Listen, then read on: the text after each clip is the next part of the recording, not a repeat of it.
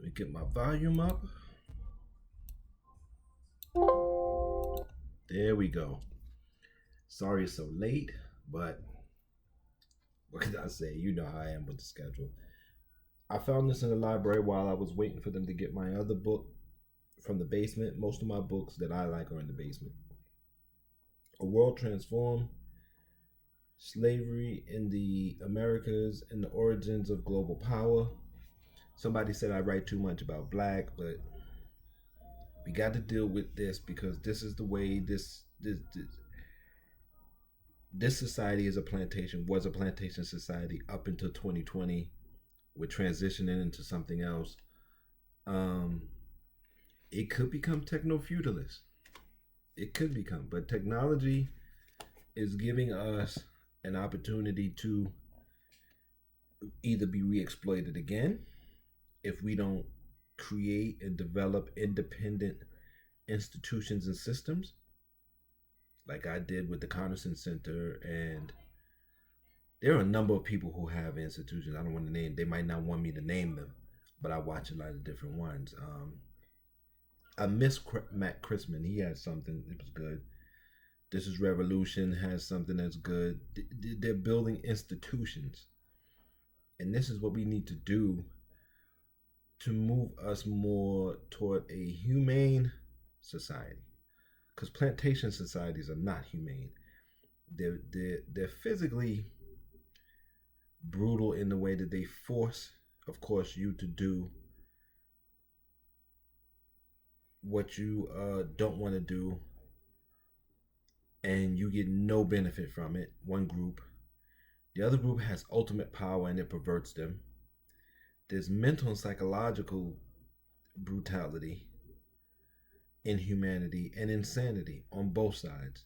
Slave masters were some of the most insane people you could ever meet. You read about these people, and you read their diaries.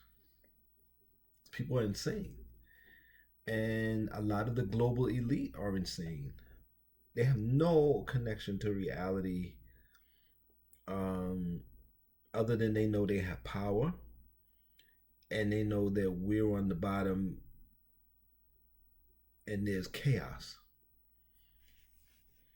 And when someone brings them answers, they simply don't want those answers, which is weird.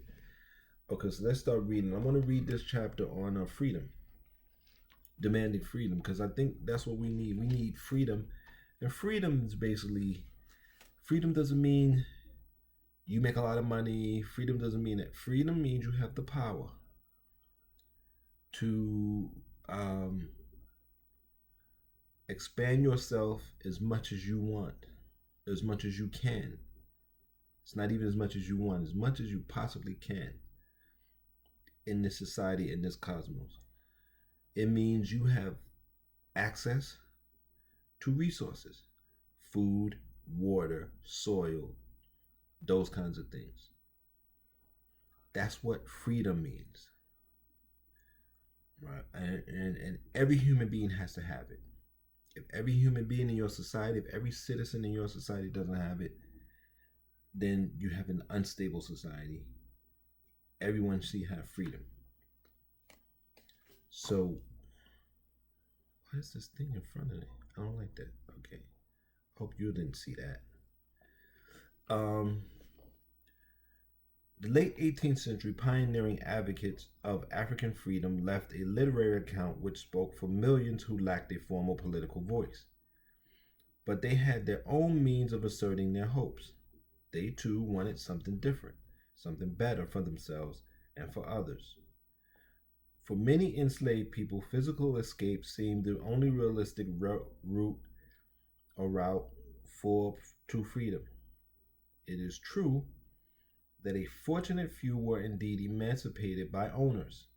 For a variety of reasons, years of unwavering service sometimes brought freedom, though more likely that was granted when a slave was too old or infirm to work. So basically too old to sit.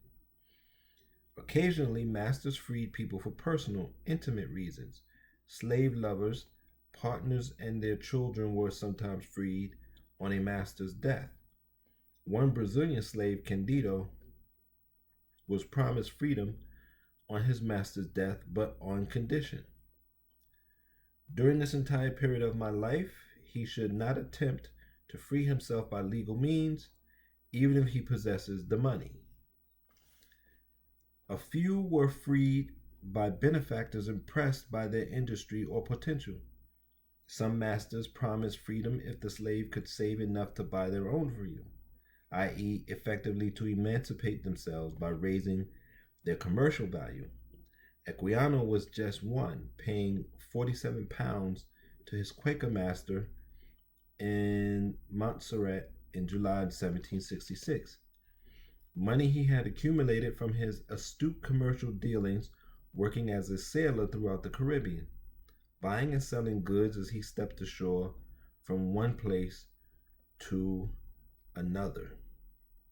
And basically, I'm sure the masters has used that money to buy another slave or another couple of slaves or however it was. It's a terrible way to be, but you can see the masses of us wanted to be free of this kind of thing. I don't think the modern person wants to be free of the ruling class. I think they like that the ruling class is ruling, even if they're running us down into a pit, even if they're taking us into extinction. I think the average person at this point has been so brutalized psychologically that they're just like, we don't care. Just, I don't want to run that stuff. That's the typical person. I hope that we change that. But that's what a lot of us are working towards. Trying to say, hey man, we can have all the things that you think we can't have with modern technology. We never had these opportunities before. We have them.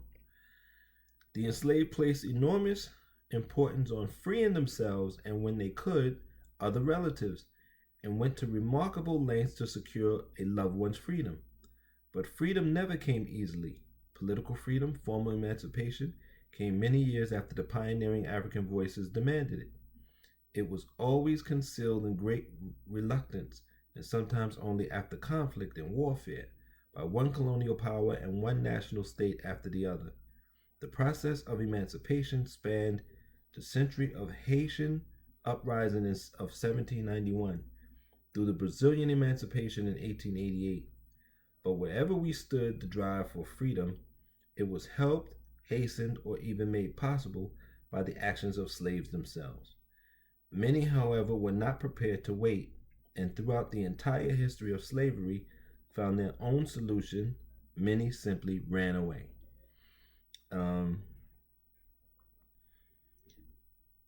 People wanted to be free.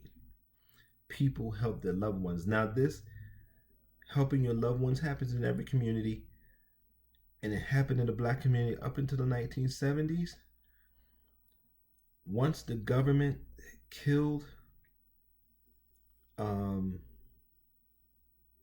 groups like the Black Panthers, the civil rights leaders were either killed, and the ones that were left over just took positions inside the system that was brutalizing everyone else. And I know someone claimed, I heard people claiming that the welfare system didn't break up black families, but I was around as a child in New York City when they would come into the house and make sure that no man was living there. They would look through the closets, they would look through the sneakers and the shoes and make sure there's no man living there, right? I remember that. So you can say maybe we could have did a workaround, maybe we could have turned down the welfare, but remember, black people are coming from deficit. So any little program that we can get, we would take advantage of it. Everybody else gets these programs, but we always have stipulations when we have to get it. So I remember that. Maybe it wasn't, these people were in a different state. Maybe it wasn't in every state like that.